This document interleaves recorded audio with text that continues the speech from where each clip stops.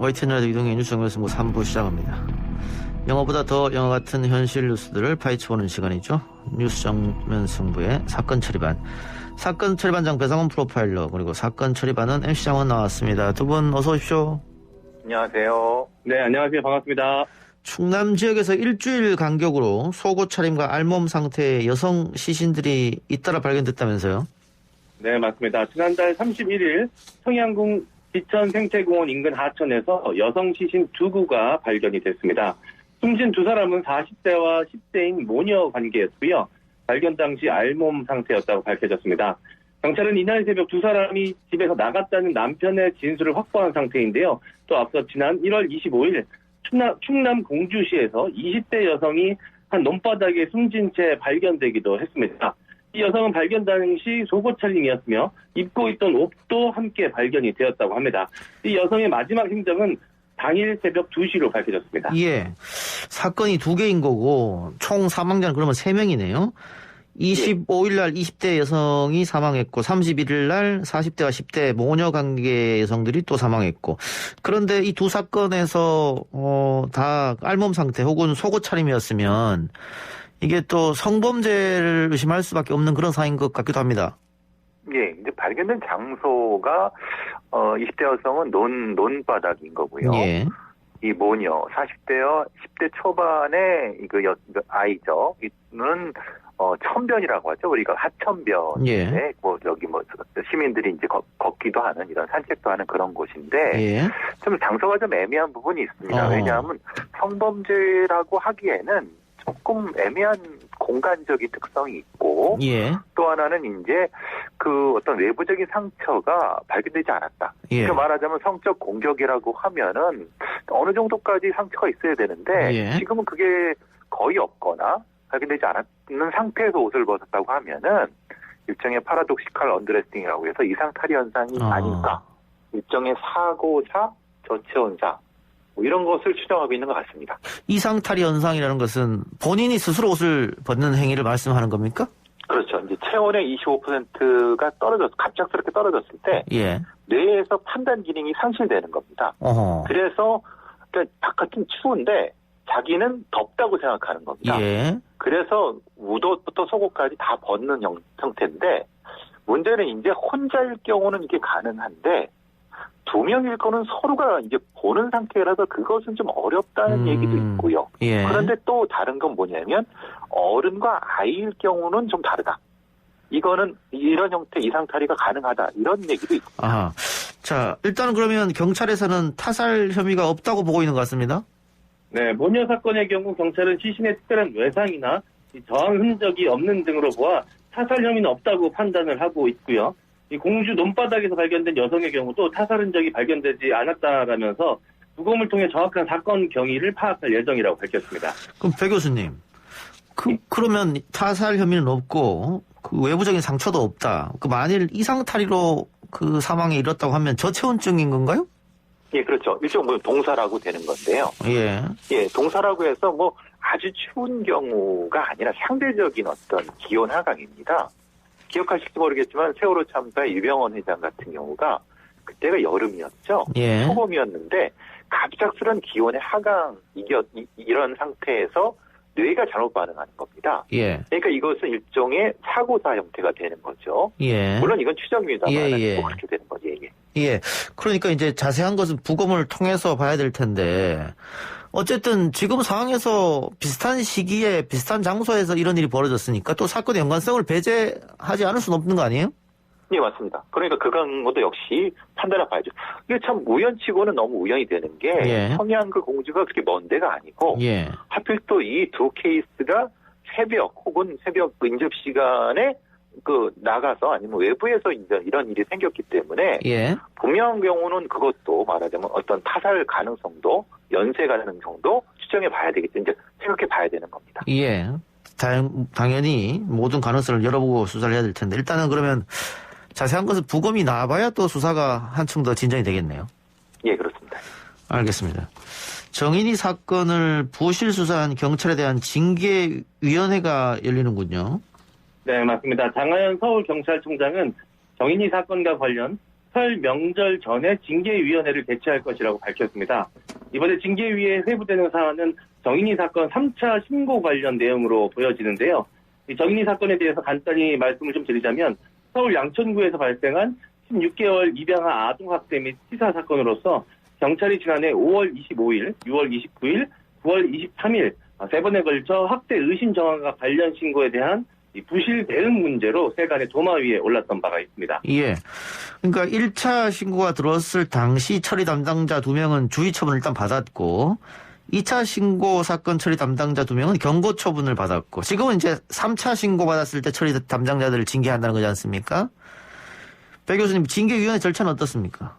징계위원회는 일단은 이 징계위원회라는 게 바로 구성되는 게 아니라요. 예. 분기별로 몰아서 합니다. 이제 이 사건 말고 다른 어떤 징계의 대상자랑 같이 하는 거거든요. 예. 이제 계급에 따라 나눠집니다. 보통 이제 고위급은 서울 경찰청 단위에서 하고 하위급은 각각의 양천서 이 단위에서 하는데 둘이 연결된 경우는 상급 단위에서 하는 형태가 되고요. 먼저는 징계위원회 위원이 결정이 돼야 되는데 내부위원과 외부위원이 나눠져 있고 외부위원을 그렇게 모집한다고 해야 되나 이게 구성하는 절차가 좀 까다롭습니다. 왜냐하면 예. 이런 경우는 잘 좀 안 하려고 하는 경우가 많기 때문에 일단은 예. 징계위원회 구성이 되고 담당자한테 출석을 통보한 다음에 거기서 일종의 재판 같은 걸 하는 겁니다. 예. 그래서 소추 같은 걸 하고 본인이 변호사를 대동해서 여러 가지 그 얘기를 한 다음에 당일날 결정하는 경우가 대부분입니다. 예.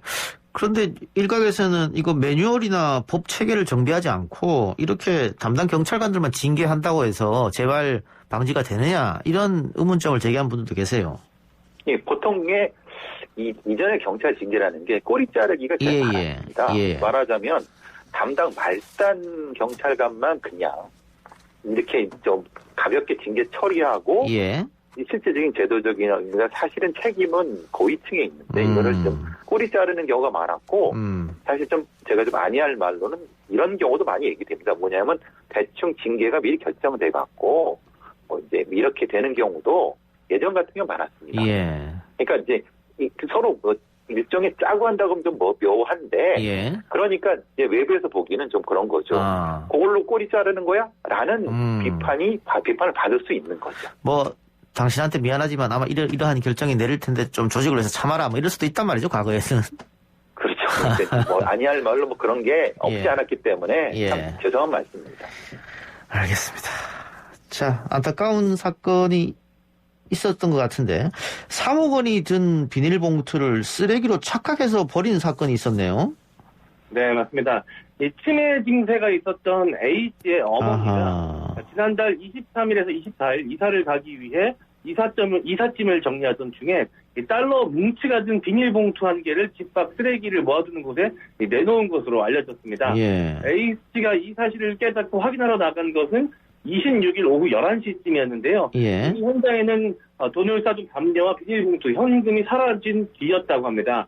이 달러 약 28만 불 하나로 약 3억 1천만 원 정도를 잃어버렸다며 경찰에 신고한 A씨는 아직까지도 이 현금을 찾지 못하고 있는 상태입니다. 예, 버리고 나서 2, 3일이 흘러버렸으니까 찾기는 쉽지 않을 텐데 언뜻 드는 생각은 이렇게 많은 현금, 그것도 원화도 아니고 달러로 이렇게 많은 돈을 왜 현금으로 가지고 있었을까? 이런 생각도 드네요. 네, 일단 너무 안타까운 것은 이 모녀가 잃어버린 돈은 살던 집을 판 돈, 그리고 그간 A씨가 일을 해서 번 돈이었던 것으로 알려졌는데요. A씨는 이사를 가기 위해서 거액의 현금을 직접 가지고 있었다고 설명을 했습니다. 예. 2019년부터 당시 달러 환율이 앞으로 오를 수도 있다는 이야기를 듣고 여러 번에 걸쳐서 환전을 해놨고요. 은행 이자율이 낮고 경기가 어려워서 다시 못 찾을 수도 있겠다는 걱정에 계속해서 이 현금으로 보관을 해온 것으로 알려졌습니다. 예. 그러다 이제 올해 10월 아파트로 이사할 계획이 있었고 보증금을 내야 하는데 그 전까지만 달러로 보관하려다가 이사할 때 이 보증금을 내야겠다라고 하던 중에 분실을 하게 된 것입니다. 예, 이게 또 치매 앓고 있는 어머니가 벌었다는 좀 안타까운데 배 교수님, 이거 경찰이 수사를 하면 CCTV부터 일단 보면 어떻게 경로로 돈이 흘러갔는가 볼 수 있을 것 같은데요, 어때요? 예, 일단 지금 CCTV를 일단 봤나 봅니다. 예. 근데 문제는 CCTV가 거기에 있는 것이 있지만은 사실 뭐 저기 범위를 넓혀야 되지 않습니까? 예. 근데 가까운 데는 봤는데 혐의점이 없었고 그러면 이제 원심을 넓혀갖고 봐야 되는데 예. 그게 지금 일단은 이제 시간이 많이 걸리는 거죠. 예. 그게 사실은 주변에 있는 블랙박스라든가 아니면 동선 같은 걸 다 찾아야 되는데 예. 그게 지금 좀 어려운 부분인 것 같습니다. 예. 글쎄 이게 그 쓰레기를 수거해서 갔다면은 어디로 최종으로 갔을지 그것도 그렇고 또 중간에 또 누가 가져갔을 수도 있고 말이죠. 그렇죠.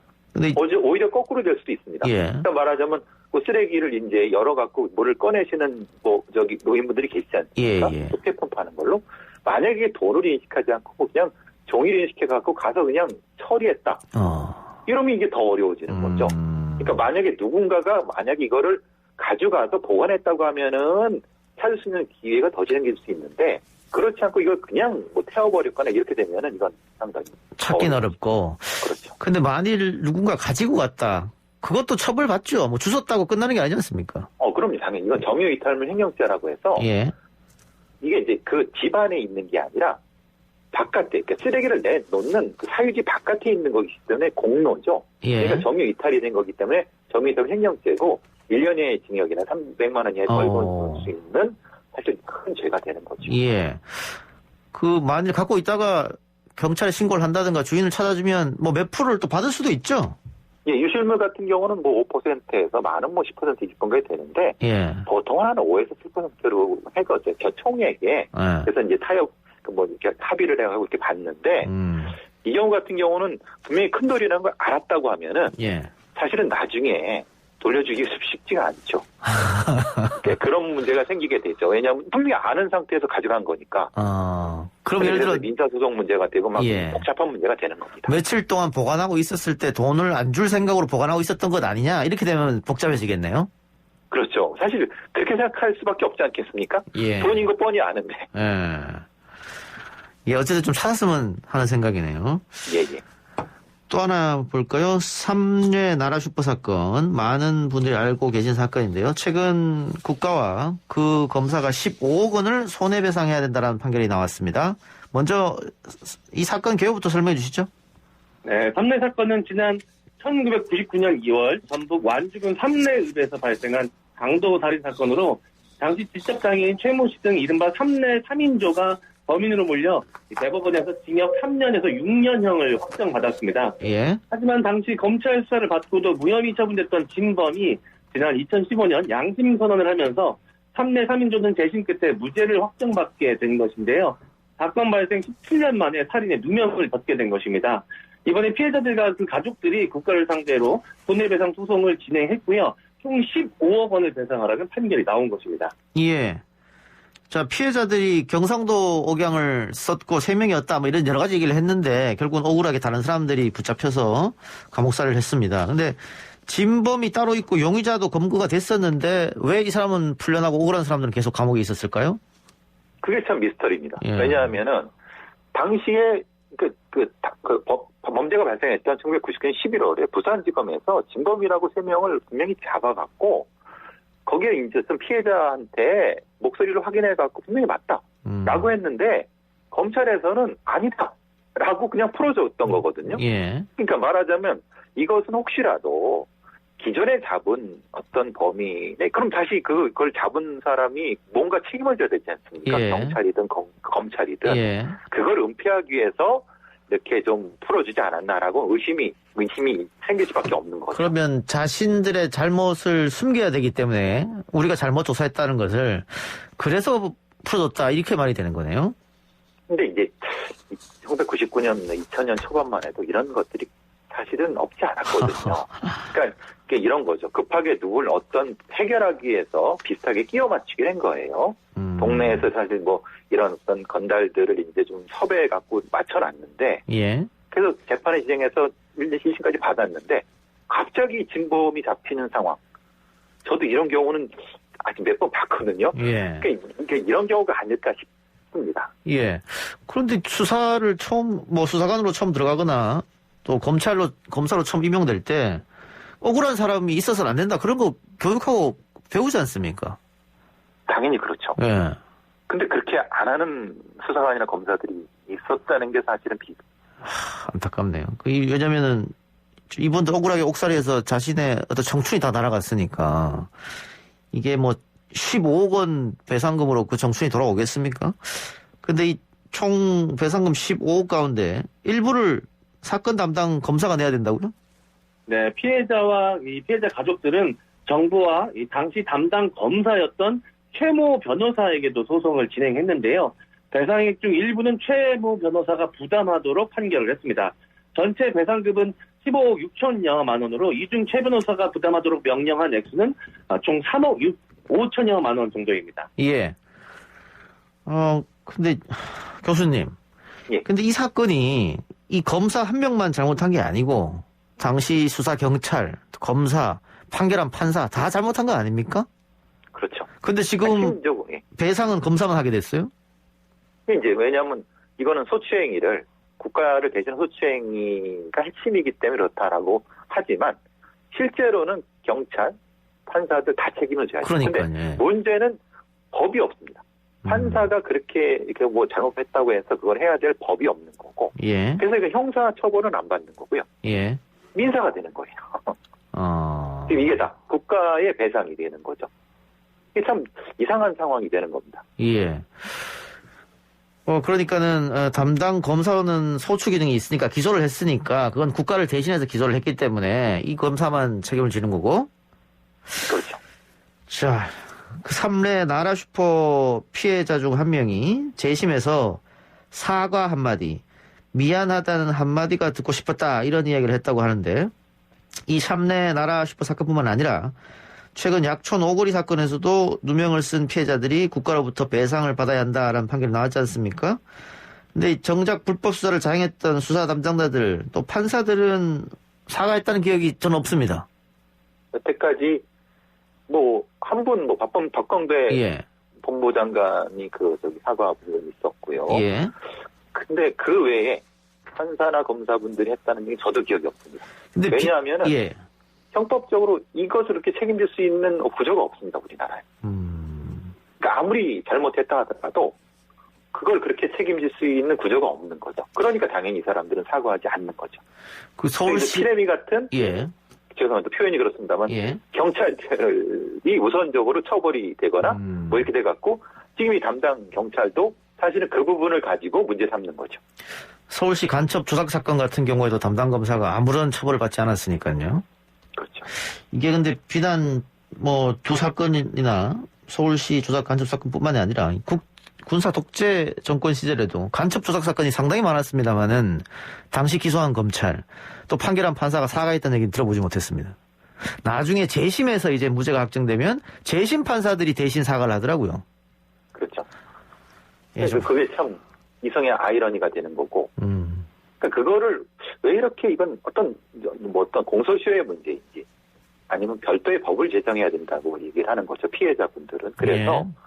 앞의 사건들, 과거사에 잘못된 것들을 일괄적으로 다시 벌할 수 있는 걸 해달라고 하는 건데 이건 강간부소식이죠. 예, 알겠습니다. 사과는커녕 오히려 어깃장을 놓는 사례도 있었습니다. 그 삼례 나라슈퍼 사건 담당 검사였던 최 변호사는 오히려 피해자들을 대상으로 과거 3천만 원 상당의 손해배상 소송을 제기한 적도 있었고요. 그래요? 이유는 자신의 명예를 훼손해서 본인도 정신적으로 피해를 입었다는 이유였습니다. 예. 그리고 약촌오거리 사건 담당 형사들도 마찬가지였습니다. 이 사건에 참여했던 5명의 경찰 반장 중 한 명인 A씨는 아직도 최 씨가 범인이라면서 이 형사무상금 판수까지 진행해야 된다고 현재까지 주장하고 있는 것으로 알려져 있습니다. 예. 배 교수님 말대로 이 관련 사건에서 사과한 사람은 당시 배석 판사로 있었던 박범계 현 법무장관 만지 사과를 했고 그것도 피해자를 불러서 같이 피해자 앞에 사과를 했는데 다른 분이 사과가 없어서 좀 안타깝습니다. 알겠습니다. 오늘 이 정도로 마무리하죠. MC 장원 씨 오늘이 마지막 시간이라고요? 네, 맞습니다. 네, 그동안 제가 워낙 존경하는 두 분과 함께 하는 시간이어서 또 워낙 중요한 사건을 다루다 보니까 긴장도 많이 되고 그랬는데요. 굉장히 영광스러운 시간이었고요. 부족한 데도 들어주신 우리 청취자분들께 다시 한번 감사의 말씀 드리겠습니다. 또 뵀으면 좋겠습니다. 예, 알겠습니다. 다음에 또 다른 코너에서 뵙겠습니다. 네, 감사합니다. 네, 두 분 말씀 오늘 고맙습니다. 감사합니다.